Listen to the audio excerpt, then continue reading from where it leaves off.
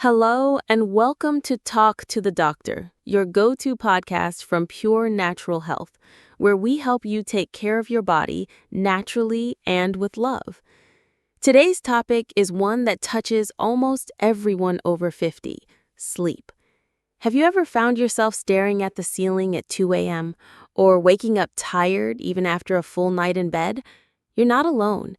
In fact, over 60% of adults over 50 experience some kind of sleep disturbance. We often hear, that's just part of getting older, but is it really? And more importantly, what can we do to sleep better, feel more rested, and live more energized lives? To help us unravel the mystery of aging and sleep, we welcome back Dr. David Miller, a seasoned expert in holistic geriatric care. Dr. Miller, thank you for joining us again. Let's talk about the importance of sleep and how to get more of it naturally. Dr. Miller, let's start at the root. Why does sleep tend to get worse as we get older? That's a common and important question, Emily. As we age, several biological changes can affect our sleep patterns. First, we naturally produce less melatonin, the hormone that helps regulate our sleep-wake cycle. This makes it harder to fall asleep and stay asleep. Our circadian rhythm, the body's internal clock, also shifts. Many older adults become early birds, feeling sleepy earlier in the evening and waking up very early in the morning. But even then, the quality of sleep may be lighter and more fragmented. Additionally, health conditions like arthritis, sleep apnea, bladder issues, or even mild anxiety can cause frequent awakenings at night. Certain medications, including for blood pressure or depression, may interfere with sleep. And finally, many seniors nap during the day, which can make nighttime sleep more elusive. The good news is that many of these factors are manageable with the right approach, and that's what we'll explore today. That explains a lot. So let's talk about the effects. What happens to our bodies and minds when we don't sleep well after 50? Our sleep affects more than just your energy levels. It impacts nearly every system in the body. Mentally, it can lead to difficulty concentrating, memory lapses, and even symptoms that mimic early dementia. Emotionally, poor sleep increases the risk of irritability, anxiety, and depression. Physically, lack of deep, restorative sleep can weaken your immune system, increase inflammation, and even raise your risk of high blood pressure, diabetes, and heart disease. I had a patient, Roger, 72 years old, who came in constantly fatigued and forgetful. We discovered that his sleep was poor due to late-night TV, multiple cups of coffee after dinner, and an irregular bedtime. Once we addressed these habits, his alertness and mood improved significantly. Sleep isn't just rest, it's healing time. For those over 50, improving sleep is one of the fastest ways to improve overall health. That really puts it in perspective. Now let's get practical. What natural strategies can help older adults fall asleep and stay asleep better? I love this part because there's so much we can do naturally. 1. Stick to a sleep routine. Go to bed and wake up at the same time every day, even on weekends. It helps reset your body clock. 2. Limit screen time. Turn off TVs, phones, and tablets at least 1 hour before bed. Blue light suppresses melatonin. 3. Create a sleep sanctuary. A cool, dark, quiet room can make a huge difference.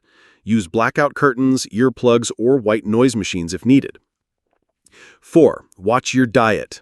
Avoid caffeine after 2 p.m., heavy dinners late at night, and alcohol close to bedtime. Herbal teas like chamomile or valerian root can promote calm. 5. Light exposure. Try to get sunlight during the day. It supports melatonin production at night. And 6. Gentle evening movement. A walk after dinner or light stretching can help relax both mind and body. These changes may seem small, but when practiced consistently, they can dramatically improve sleep quality over time. Such great tips. Do you have a real-life patient story where these changes made a big impact? Absolutely. Let me tell you about Margaret, 65 years old, who had struggled with sleep for years. She would fall asleep around 10 p.m., then wake up at 2 a.m. and not fall back asleep. She was reluctant to try sleeping pills, so we worked on a natural plan. She stopped drinking coffee after noon, began going outside every morning for 15 minutes of sunlight, and started journaling each night to release her worries. We also added a 15-minute bedtime routine with gentle stretches and a warm lavender foot soak. Within 3 weeks, Margaret reported sleeping 6 to 7 hours straight. Not only did her energy improve, but her mood brightened and she even rejoined her weekly book club.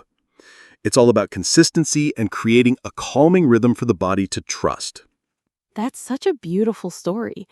Before we wrap up, can you share your top 3 takeaways for better sleep after 50?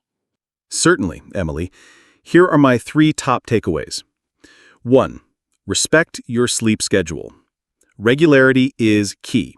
Even if you don't fall asleep right away, sticking to a consistent time helps retrain your body.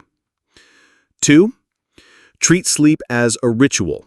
Create a soothing pre-bed routine that tells your brain it's time to wind down, not just collapse into bed. And 3. Limit stimulants. That includes caffeine, alcohol, news before bed, and even emotionally heavy conversations. And here's a gentle reminder.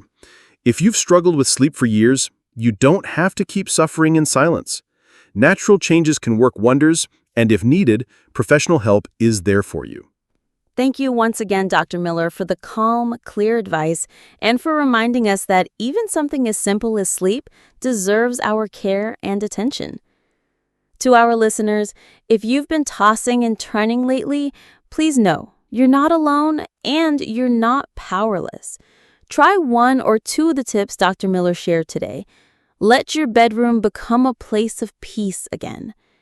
If you found this episode helpful, don't forget to hit subscribe so you never miss an episode of Talk to the Doctor. And if you know someone over 50 struggling with sleep, send this their way. You might help them more than you know. Until next time, I'm Emily Johnson. Stay rested, stay hopeful, and as always, stay naturally healthy.